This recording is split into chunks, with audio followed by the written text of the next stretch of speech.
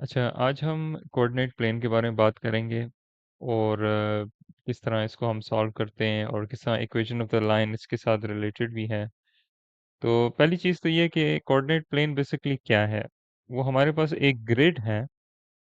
Grid हम अक्सर use करते हैं ग्राफिंग वगैरह में, अक्सर देखा होगा हमने, जो लाइंस वगैरह हम ड्रॉ करते हैं, जो है ना, मतलब हमारे पास इस तरह का कोई होता है ना, वाई एक साइड पे होता है और एक्स एक साइड पे होता है, और हम पॉइंट्स डालते हैं, ठीक है, और फिर हमें मैच करते हैं तो हमारे पास एक लाइन भी आ जाती है, ठीक है।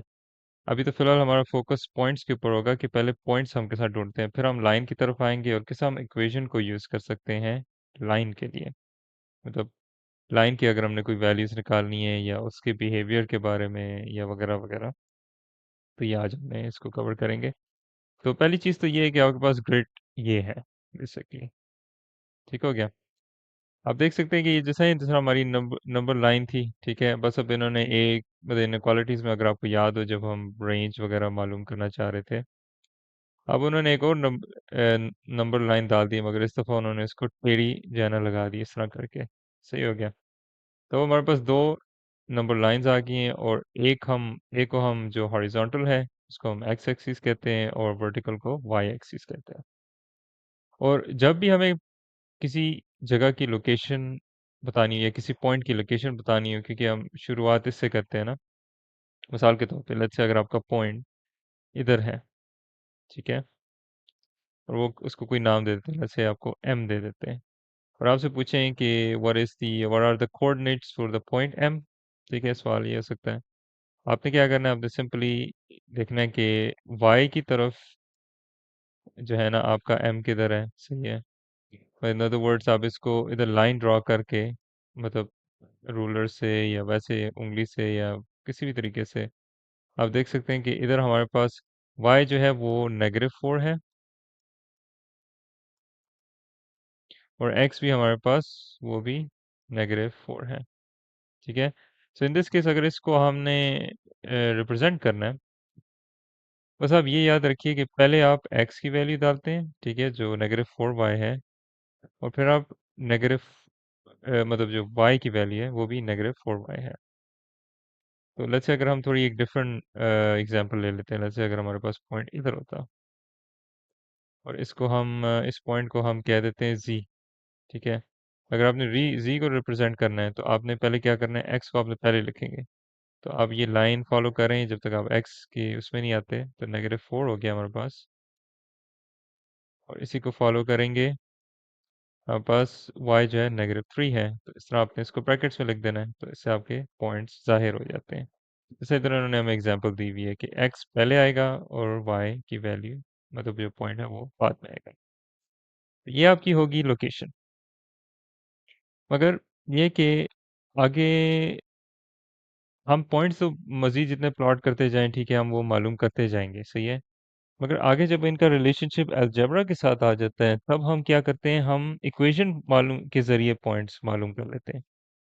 अब ये उसी तरह रिलेटेड है जैसा आपके पॉलिनॉमियल्स थे, जिसमें मैंने, अगर आपको याद हो कि जिसमें मैंने बात की थी ना, एक्स इक्वल्स वाई, मतलब इसमें इनपुट और आउटपुट है, ठीक है।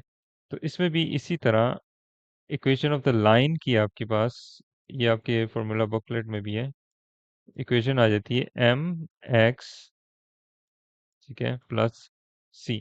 सी का मतलब कोई भी कांस्टेंट या कोई भी नंबर। सही हो गया। तो अगर हम वापस जाएं, ये तो सिंपल हमारा जो कोऑर्डिनेट प्लेन था वो ग्रिड के साथ है, और उस तरह से आपने मुझे है ना पॉइंट्स मालूम करने हैं। मगर अब जो मैं आपको चीज़ बता रहा हूँ वो एक डिफरेंट चीज़ है। अब जो हम बात करेंगे वो है इक्वेशन ऑफ द लाइन की, ठीक है।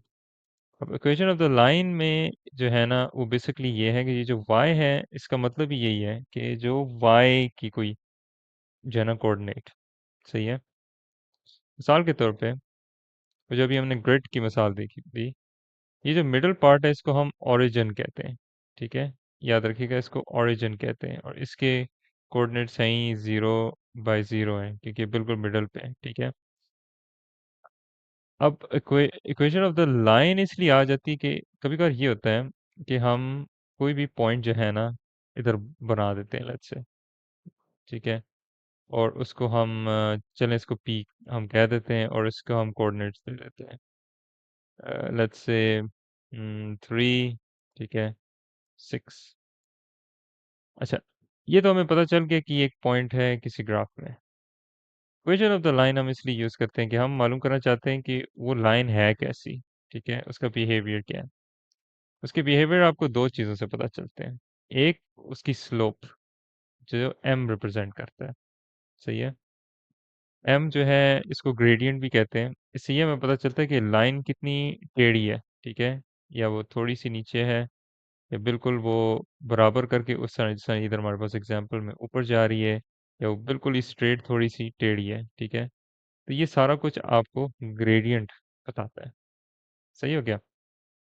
तो इक्वेशन ऑफ द लाइन जो है वो बेसिकली अलजेब्रा, जिस तरह हम इक्वेशन यूज करते थे वैल्यूज के लिए रियल लाइफ में, हमने प्राइसेस की जिस तरह हमने बात की थी अपने पिछली एग्जांपल में, या और भी हम कोई भी चीज़ को कैलकुलेट करते होते हैं तो हम उसका देखते हैं ना वैल्यूज के साथ क्या हिसाब किताब है। तो हम मतलब कहने का मकसद हम वैल्यूज के साथ डील करते हैं। अब जो हम इक्वेशन ऑफ द लाइन में कर रहे हैं वो हम लाइन के साथ डील कर रहे हैं, ठीक है, कि लाइन कैसी है हमारी, टेढ़ी है, सीधी है, डींगी है, जैसी भी है, ठीक है। अब हमारा सिर्फ वास्ता लाइन के साथ है। तो अब इसको पहले समझने से पहले हमें जो चीज़ है ना वो ये है कि हमें समझना होगा कि जो इक्वेशन ऑफ द लाइंस में जो हमारे पास ये जो एम एक्स प्लस सी है इनका मतलब क्या है और ये किस तरह ऑपरेट होते हैं। इसकी एक मैं आपको सिंपल ये एक मिसाल दे देता हूँ कि इक्वेशन को हम और सॉरी लाइन को हम और किसी तरीके से रिप्रेजेंट नहीं कर सकते, ठीक है। या हम ग्राफिकली जो है ना लाइन बना सकते हैं, मगर हर टाइम तो आपके पास ये ग्रिड नहीं होता है, ग्राफ नहीं होता। तो लेट्स से अगर आपने किसी को बताना हो कि भाई लाइन ऐसी है, मतलब इस तरह लकीर किसी तरीके से जा रही है, तो आपके पास ग्राफ पेपर नहीं है तो आप इक्वेशंस यूज करेंगे, ठीक है। कहने का मकसद ये है हमारा। और जैसा मैंने पिछली एग्जांपल में 3/6 दिया था, ठीक है, वो एक पॉइंट है जो ओरिजिन से कहीं से गया है। तो मज़े की बात ये है कि हम इसकी इक्वेशन ऑफ द लाइन मालूम कर सकते हैं, ठीक है। हम क्या करते हैं कि हम एक कोई पॉइंट ले लेते हैं। ओरिजिन तो हम ले नहीं सकते क्योंकि वो तो बिल्कुल दोनों ज़ीरो हैं, ठीक है। और equation of the line equation जो है वो है एम एक्स प्लस सी है, राइट। तो इसको हम ये कर सकते हैं कि हम इसको पुट कर सकते हैं इक्वेशन ऑफ द लाइन में, और उससे ये होगा कि हमें ये पता चल जाएगा कि इसकी एक्चुअल इक्वेशन क्या है। तो पहली चीज़ आपने पता ये करनी है कि m, ठीक है, और m का फॉर्मूला ये है। अक्सर कभी कभी ये होता है कि क्वेश्चंस में आपको सिर्फ ग्रेडियंट पूछते हैं, वो आपसे पूरी लाइन नहीं पूछते। तो इन दिस केस आपको बस ये पता होना चाहिए m या ग्रेडियंट का जो फॉर्मूला है वो है y कोऑर्डिनेट, जो दूसरा कोऑर्डिनेट है 2, ठीक है। सॉरी, ये मैंने कॉमा डाल दिया बीच में। subtract by y1 divided by x2 minus x1। ये अक्सर आपने फॉर्मूला में ही देखा होगा। इन नंबर्स का मतलब ये है कि ये आपकी पहली कोऑर्डिनेट्स है ना जो 0 0 है इन दिस केस, ठीक है। मतलब x1 और y1 0 हैं इनकी वैल्यूज, ठीक है। तो ये पहली वैल्यूज है। तो हम क्या करेंगे, जो दूसरी वैल्यूज है उनको पहले लिखेंगे, फिर पहली वैल्यूज लिखेंगे। तो अगर हमने इसको सॉल्व करना है तो हमें पता है कि 6 हम डालेंगे ना y को, y2 जो है हमारे पास, सब्ट्रैक्टेड बाय जो y1 है जो 0 है हमारे पास, ठीक है, जो पहली y की वैल्यू है। इस तरह ही x के साथ भी वही होगा, 3 माइनस 0। तो आपको पता है जब 0 से वैसे कोई चीज़ माइनस नहीं हो सकती, तो आंसर हमारे पास क्या आ जाता है, 6/3 m। तो 3 1 3, जैसा हम पहले कटिंग करते आ रहे हैं, 3 2 6। तो m हमारे पास जो ग्रेडियंट है वो हमारे पास 2 है, ठीक हो गया। तो अब इसको आपने वापस पुट कर देना है line equation of the line में। चलिए मैं ज़रा जगह बना लूँ। तो अब हमारे पास क्या आ गया, y इक्वल्स 3x प्लस सी। सी को आप बेशक भूल जाएं, y और x जो है ना आप किस तरह मालूम हो जाते हैं। ये जो आपने भी फॉर्मूला यूज़ किया था, m equals y2 minus y1, ठीक है, और x 2 माइनस एक्स 1। यही फॉर्मूला, इसकी एक और फॉर्म भी है, ठीक है, वो ये है। आप इसको इस तरह भी लिख सकते हैं, y2 minus y1 equals m brackets में x2 माइनस x1। तो यही वैल्यूज अगर आप डाल दें तो आपको बाकी वैल्यूज भी मिल जाती हैं। मतलब इन अदर वर्ड्स, ये जो इक्वेशन है, ये जो इनकम्प्लीट है अभी, इसको हम ऐसा कंप्लीट कर सकते हैं कि हम y y मतलब बेसिकली y2 लिखने की ज़रूरत नहीं है, सिर्फ y या कोई एक आप कोऑर्डिनेट पकड़ लें। हम y भी ले सकते हैं, अ, हम मतलब इन दोनों में से कोई भी पॉइंट ले सकते हैं, ठीक है। तो आप 0 ले लें, 0 ज़्यादा आसान है, तो y सब्ट्रैक्टेड बाय 0 कुछ नहीं है, ठीक है। x सब्ट्रैक्टेड बाय 0, ठीक है। इसको आप लिखने की कोई ज़रूरत नहीं है, ठीक है, ये एज़ इट इज़ आ जाएगा। मतलब प्लस c लिखने की ज़रूरत नहीं है। और इसी को आप जो प्रोसेस करेंगे, मैं ज़रा इसको सब जगह बना लूँ, मेरे पास जगह की बहुत कमी है। तो आपके पास आ जाती है इक्वेशन y इक्वल्स 3x, ये 3 ब्रैकेट से मल्टीप्लाई होगा ना, और 0 के साथ जो है ना चीज़ें 0 ही रह जाती हैं। तो इन दिस केस आपके पास जो इक्वेशन ऑफ द लाइन है वो है y इक्वल्स 3x, ठीक है। इवन अगर आप दूसरे वैल्यूज ले लेते, लेट्स से अगर आप y माइनस 6 ले लेते, ठीक है, और 3x माइनस जो है ना, आप लेट्स से जो हमारे पास दूसरा वो क्या था, 3 था, ठीक है, वो ले लेते हैं, सही है। और आपको कहेंगे भाई आप इसको सॉल्व कर दें, ठीक है। मतलब इससे भी अगर आप इक्वेशन ऑफ द लाइन में, आपको ये बस बताना चाह रहा हूँ कि आप मर्जी उन दोनों में से कोई एक point equation of the line में, क्योंकि बात ये ना कि हमारे पास जो ग्राफ में दो पॉइंट्स है देखा जाए, एक तो ओरिजिन वाला है 0 0, और एक हमारे पास 3 और 6 है, ठीक है। तो आप इनमें से 0 0 में से, ठीक है, या 3 6 में से कोई एक पॉइंट ले लें और उसको इक्वेशन ऑफ द लाइन वाले फॉर्मूला में डाल दें, आपको आंसर आ जाएगा। सो इन अदर वर्ड्स, आपके पास जो ये है ना y, इसको अगर हम लिखें, ठीक है, इक्वल्स 6, अगेन हम ऐड करेंगे 6 जो हम करते आ रहे हैं इक्वेशंस में, तो ये इस तरह कट जाएगा, और इधर हम इधर x 6 डाल देंगे, ठीक है, और 3 मल्टीप्लाई बाय 3x हो जाएगा। तो 3 टाइम्स -3 जो है वो हमारे पास -9 हो जाएगा, और जो +6 जो हमने इधर से लाए हैं उसको हम +6 डाल देते हैं, ठीक है। और इसको अगर हम सॉल्व कर दें तो हमारे पास आ जाता है y इक्वल्स 3x, नेगेटिव जो है, क्योंकि बड़ा नंबर है उसका साइन रह जाता है ना, तो अब हम उल्टी गिनती में करें तो 9 + 6 हमारे पास जो है -3 रह जाएगा, सही हो गया। अच्छा, इवन तो अभी हमारे पास एक -3 जिसको हम y equals m x plus c में, जो प्लस सी है वो हमेशा प्लस, जरूरी नहीं है कि कांस्टेंट पॉजिटिव ही हो, नेगेटिव भी हो सकता है। तो ये बेसिकली हमारा कांस्टेंट है जो पहले हमने इंक्लूड नहीं किया था, ठीक है। मगर जो चीज़ है ना, बेस चीज़ जो है वो आपकी सेम है, ठीक है। एम एक्स जो है वो आपके पास 3x है, तो y इक्वल्स 3x, -3 जो है ना, ये भी आपके पास करेक्ट है। और ये भी क्योंकि हम ज़ीरो के साथ ज़्यादा आसान है डील करने, तो इसलिए हमने ज़ीरो के साथ कर दिया। तो इवन ये भी करेक्ट है, सही है। तो बहुत जो इक्वेशंस है ना आपके पास, y इक्वल्स 3x और 3x -3, ये दोनों करेक्ट है। आई गेस इसमें मेरे ख्याल से, अगर आप जब ओरिजिन से अगर हम लाइन आ रही है और इसका आपको वो कह रहे हैं इक्वेशन ऑफ द लाइन ढूंढने के लिए, तो मेरे ख्याल से बेहतर है कि आप दूसरे पॉइंट के साथ जाएं, ताकि हमारे पास ये कांस्टेंट आ जाए, ठीक है, जो अगेन जरूरी नहीं है पॉजिटिव हो। वैसे तो इक्वेशन ऑफ द लाइन की जो इक्वेशन है उसमें तो दिया है ना, y equals m x plus c है, ठीक है, मगर ज़रूरी नहीं है कि ये प्लस सी हो, ये नेगेटिव भी हो सकता है। तो इन दिस केस आपके पास सिनारियो में हालांकि दोनों करेक्ट हैं, ठीक है, दोनों वाई को 3x ही है, बस इसमें क्योंकि ये जो कांस्टेंट है वो आपको तब मिलेगा जब आप, मतलब मैं सिर्फ ओरिजिन की बात कर रहा हूँ, तो इन रिस्पेक्ट टू ओरिजिन अगर आप करेंगे तो इन दिस केस जो है ना, आप बेहतर ये है कि आप वो वाला जो, इन अदर वर्ड्स जो सेकंड पॉइंट है उसको आप डालें इक्वेशन ऑफ द लाइन में, ठीक है, जब आप इक्वेशन निकालना चाहें।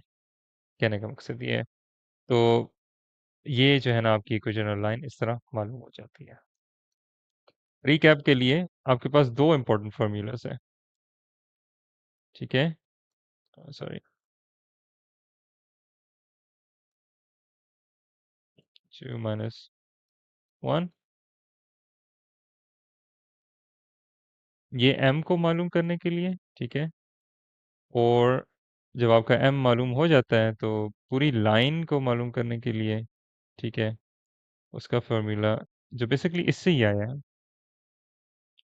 ब्रैकेट से इधर नहीं डाल रहा क्योंकि क्योंकि ये इसके साथ डिवाइड हो रहा था, तो अब हम जो है ना इसको मल्टीप्लाई करेंगे जिस तरह हम करते आ रहे हैं, मगर इधर हम आइसोलेशन और वो उसकी चीज़ की बात नहीं कर रहे।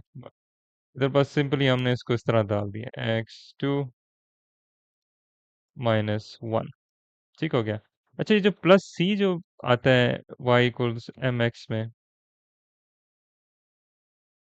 प्लस सी बेसिकली है कि कोई नंबर कभी कभार हमसे रह जाता है, ठीक है, इसलिए हम इसको प्लस सी वैसे डाल देते हैं। वैसे इसका एज सच कोई फंक्शन नहीं है इक्वेशन में, जो है ना y equals m x plus c में, मतलब इसमें आपको परेशान होने की जरूरत नहीं है, आपने इसको भूल जाना है बेसिकली, ये ऐसे ही नंबर आ जाता है खुद ब खुद।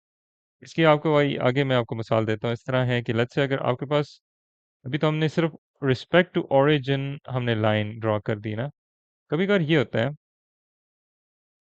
ओरिजिन से लाइन नहीं जाती, वो कोई दो पॉइंट्स को ना इंटरसेप्ट कर रही होती है, ठीक है। मिसाल के तौर पे एक पॉइंट हमारा इधर है और इसको हम दे देते हैं लेट्स से 4/9 दे देते हैं, ठीक है। और इधर हमारे पास कोई पॉइंट है, ठीक है, उसको हम -1/-3 दे देते हैं, ठीक है।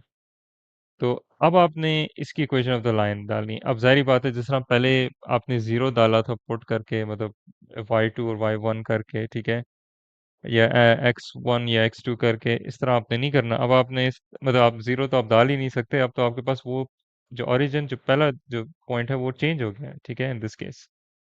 मतलब कहने का मकसद है अगर इसका हमने ग्रेडियंट निकालना है तो y2 की हम पहले डालेंगे, विच इज़ 9, सब्ट्रैक्ट, अब याद रखिए कि इधर -3 है हमारे पास, तो ख्याल रखें इस, मैंने कहा ना नेगेटिव ही जड़ है हर प्रॉब्लम के मैथ्स में। तो इसको आपने इस तरह कर देना है, और जो x है हमारे पास वो है 4, ठीक है, सब्ट्रैक्ट बाय -1, मतलब इधर साइन मैटर करते हैं। ग्रेडियंट आपका निकल आएगा 9 + 3, 4 हाँ अगेन इसको आ जाएगा 4 + 1, क्यों, क्योंकि हमने ब्रैकेट्स खोली तो हमने देखा साइन के क्या हिसाब किताब है, ठीक है। देखा जाए मल्टीप्लाई ही और होता है ना, जैसे हमने पहले बात की थी कि साइंस के साथ चेंज होते हैं, तो नेगेटिव नेगेटिव पॉजिटिव दे देता है, तो इसलिए हमारे पास पॉजिटिव आ गया, नेगेटिव नेगेटिव पॉजिटिव, ये भी हमारे पास पॉजिटिव आ गया। तो अब इसको हम सिंपली ऐड कर देंगे, तो 3 प्लस ये हमारे पास 12 आ जाता है, डिवाइड बाय 5, ठीक है। अब इसकी मज़ीद इधर कटिंग नहीं हो सकती, या आपस में डिवाइड नहीं हो सकते, तो आप एज़ इट इज़ छोड़ देंगे, इसके कोई इश्यू नहीं। फिर आप जाएँगे वापस उसी इक्वेशन में जो मैंने आपको दूसरी बताई थी, एक मैंने ये बताई थी ना ग्रेडियंट वाली।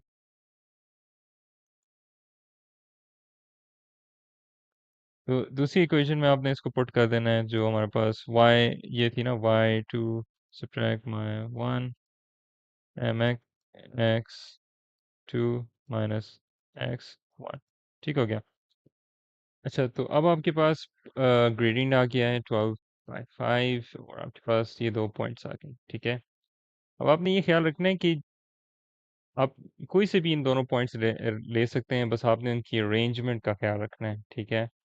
अ, इसमें मैं आपके लिए, आप कहते हैं टिप्स एंड ट्रिक में, मैं आपको ये कहूँगा कि आप हमेशा कोशिश कीजिए कि पॉजिटिव नंबर्स के साथ काम कीजिए, क्योंकि जो है ना चीज़ें आसान हो जाती हैं। नेगेटिव के साथ करें भी कोई इशू नहीं है, ठीक है। अच्छा, तो यही जो है ना मैंने एक मिस्टेक पीछे वाली एग्जांपल में कर दी है कि बहरहाल उसमें सिर्फ कांस्टेंट जो है वो डिफरेंट आना था, बाकी वो हूबहू सेम था, ठीक है। कहने का मकसद ये है कि जब आपके पास y2 है, इधर आपने y2 एग्जैक्टली इधर डालना है, ठीक है, और y को अकेले छोड़ देना है बस, उसमें आपको ये नंबर डालने की ज़रूरत नहीं है।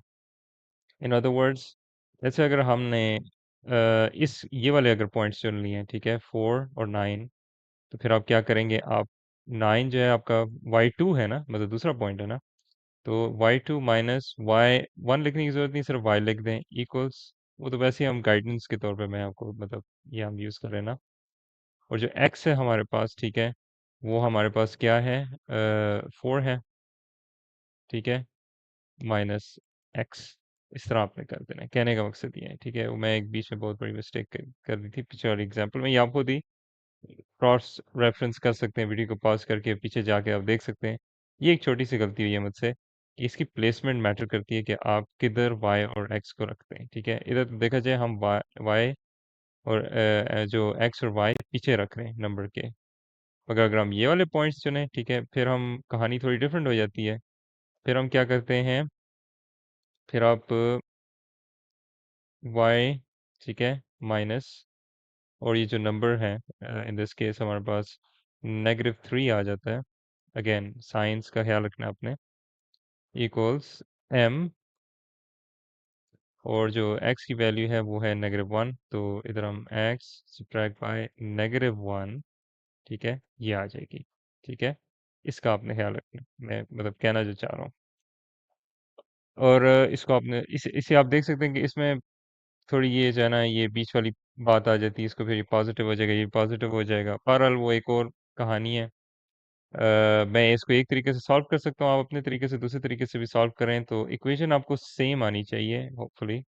वो ओरिजिन वाली बात थोड़ी डिफरेंट थी क्योंकि उसमें दोनों ज़ीरो थे, मतलब एक एक पॉइंट तो आपका बिल्कुल ही ज़ीरो था ना। इसमें तो एटलीस्ट आपके ये है कि आपका जो इक्वेशन है वो सेम होनी चाहिए। हम दोनों बल्कि इसको सॉल्व कर देते हैं ताकि जो है ना आपको तसल्ली हो जाए। तो इन दिस केस हम इसको अगर हम थोड़ी जगह बना लें ताकि हम दोनों एक साथ सॉल्व कर लें, ठीक है।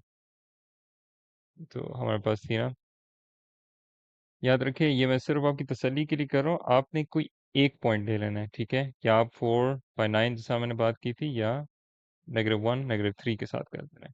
बस ग्रेडियंट आपका वही रहेगा जो एज इट इज़ है, बस प्लेसमेंट जो है आपकी थोड़ी चेंज हो जाएगी। जिस तरह मैंने बात की ना, y और x पीछे आ जाएंगे अगर हम दूसरा पॉइंट लेते हैं।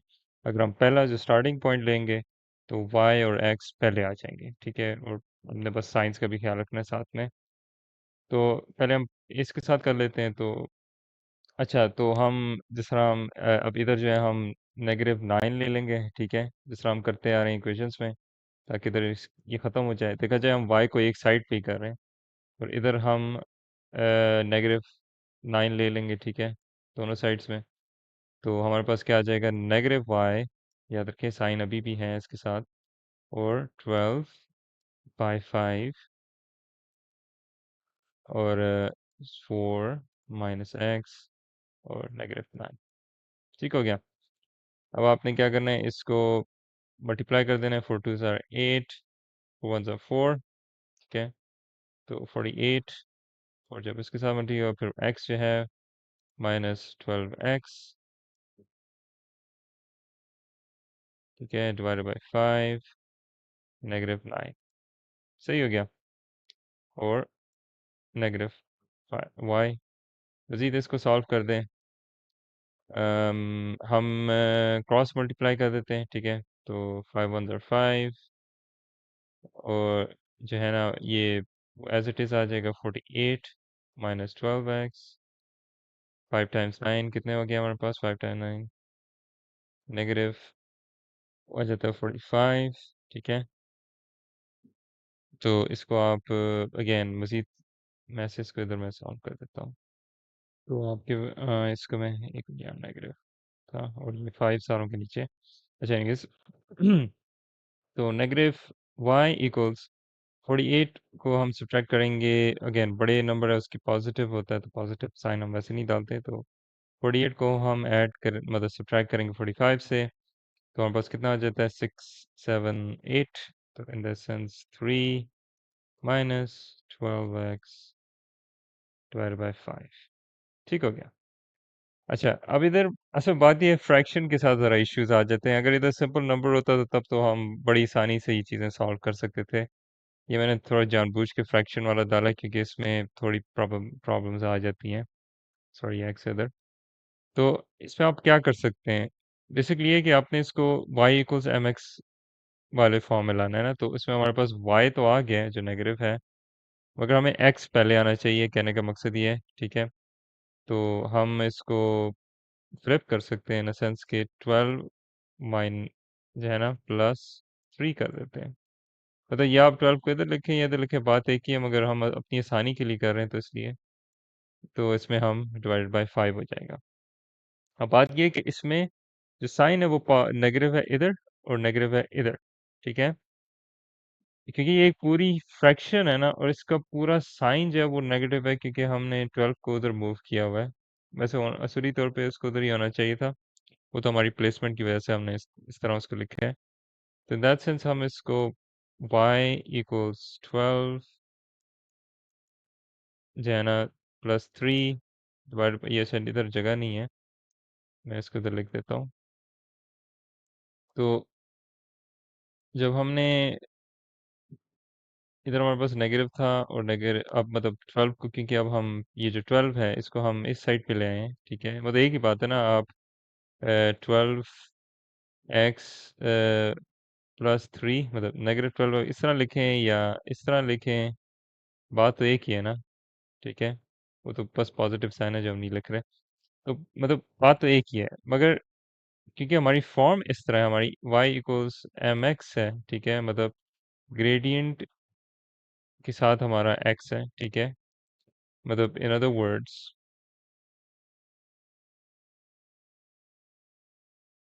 x जो है हमारे पास पहले आ रहा है, क्योंकि देखा जाए +3 जो है वो हमारे पास एक क्लास से कांस्टेंट है। ये जो जो नीचे जो डिनोमिनेटर है वो हमारे लिए मसला कर रहा है ना, तो इसलिए हम इसको 12x लिखेंगे, ठीक है, +3, क्योंकि इस 5 का हम कुछ नहीं कर सकते, क्योंकि ये ना ही डिविजिबल है 12 के साथ ना 3 के साथ।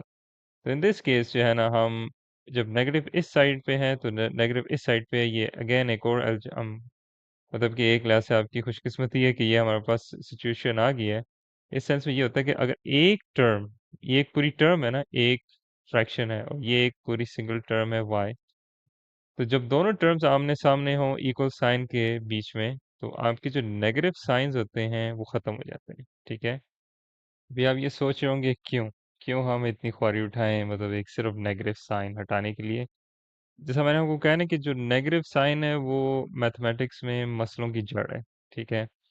और इक्वेशंस में खासकर जो है ना नेगेटिव साइन जो है ना आपने हटानी है, बाकी में बेशक आप ना हटाएं, उसको एज इट इज़ लिखते हैं। मतलब इसको अगर आप एज इट इज़ लिख दें टेक्निकली ये तो आपकी सही है इक्वेशन, मगर हम उसको सफाई के लिए ना हम नेगेटिव साइन हटा देते हैं।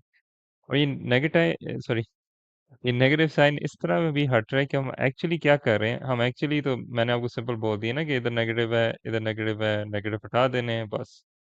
हम एक्चुअली क्या कर रहे थे, हम इसको -1 के साथ मल्टीप्लाई कर देते हैं दोनों साइड को, ठीक है। तो और आपको पता है कि -1 के साथ जो भी चीज़ मल्टीप्लाई होती है वो एज इट इज़ आ जाती है। ये एक्चुअल हो रहा है ऑन बिहाइंड द सीन्स, मगर मैं अगर आपको बताऊं तो आपको ज़्यादा मतलब कॉम्प्लिकेटेड या कंफ्यूजिंग लगेगा, इसलिए मैंने इसको मेंशन नहीं किया। अच्छा, अब ये कि अगर आपने ये नेगेटिव साइंस हटा दिए, ठीक है, क्योंकि दोनों साइड नेगेटिव है, तो आपने इस तरह लिख देना है y, मतलब पॉजिटिव y हो गया, क्योंकि इधर भी नेगेटिव है इधर भी नेगेटिव है, और इधर हमारे पास पॉजिटिव 12x हो गया, ठीक है। ठीक है, याद रखिए डिनोमिनेटर का एज सच कोई साइन नहीं होता, उसका इधर ही होता है जो ये इस नंबर का साइन होता है बेसिकली, जो है ना जो right most, sorry left most होता है, ठीक है। मगर ये जो +3 है ना इसका भी साइन चेंज होगा, ठीक है, अदरवाइज ये +3 नहीं रहेगा, इसका भी साइन चेंज होगा, इसका बस आपने ख्याल रखना है जब आप साइंस चेंज करेंगे। अब अब हम दूसरी एग्जांपल भी देख लेते हैं क्या होता है अगर हम इसके साथ सॉल्व करें। इसी मैंने ये जानबूझ के किया है कि इन अ सेंस आपको ना दोनों साइडों से पता चल जाए कि कौन सा नंबर जो है ना, कहने का मकसद ये है ना कि आप मैथमेटिक्स में आपकी जजमेंट भी मैटर करती है। ये आपकी अपनी जजमेंट होगी, इवन तो मैंने आपको ऐसे टिप्स एंड ट्रिक्स फॉर्म में बता दिया कि भाई आप पॉजिटिव नंबर्स के साथ काम करें तो आसानी होगी। बात सही है, मगर कभी कभार ये बात उल्टी भी हो सकती है। एक्चुअली आपको ओवरऑल देखना होता है, ये प्रैक्टिस के जरिए ही आता है कि कौन सा नंबर मेरे लिए सही जो है ना आंसर आराम से दे देगा, ठीक है। तो इसको मद्देनज़र रख के अभी हम इसको सॉल्व करते हैं, ठीक है, और देखते हैं कि हमारे पास आंसर क्या आता है, और आप देखेंगे कि हमारे पास आंसर यही आएगा, ठीक है, दिस आएगा। ए, कहने का मकसद है ना, इवन अगर आप गलती भी कर दें, इस पॉइंट को ले लें या उस पॉइंट को ले लें, किसी इन दोनों में से किसी एक पॉइंट को ले लें लाइन के ऊपर, आपका आंसर वही आना चाहिए और आएगा। ठीक हो गया? ये मैं बेसिकली कहना चाह रहा हूँ। तो देखते हैं। इसको मैं पूरा मिटा देता हूँ ताकि हमारे पास जगह की कमी ना हो। अच्छा, तो ये हमारे पास क्या था? y। अब क्योंकि नेगेटिव है और नेगेटिव है, +3 इक्वल्स 12 ÷ 5 x, क्योंकि ये नेगेटिव, दोनों नेगेटिव है ना, x और 1 के दरमियान, तो +1। ठीक हो गया? और आपने इसको भी इस तरह ही सॉल्व कर देना है। हम -3 ले लेते हैं दोनों साइड पे, -3 तो आपके पास क्या आ जाएगा? y equals 12 12x +1 -3। सही हो गया? अगेन मल्टीप्लाई करें इसको, 12x, वही चीज़ आ जाएगी आपके पास। आप अगर आप और करें, हमारे पास आ जाता है +1 12। ठीक है गया? /5 -3। अब इसको हम क्रॉस मल्टीप्लाई करेंगे या 1 डाल देते हैं। तो अगेन जगह मैं बना देता हूँ। होप ये आपको नज़र आ रहा हो। हाँ ठीक है। तो 12x +12 क्रॉस और 5 3, ये तो एज इट इज़ आ गया। ठीक है, और 3 5 आर 15। ठीक हो गया? -3, नीचे 5 डाल दिया। ठीक हो गया? अब इसी को आप देख लें, हमारे पास है ना -15 और 12, जो बड़ा नंबर है उसका साइन रह जाता है। तो आप इसको इस तरह प्रोसेस कर देंगे, इक्वल्स 12x -3 /5।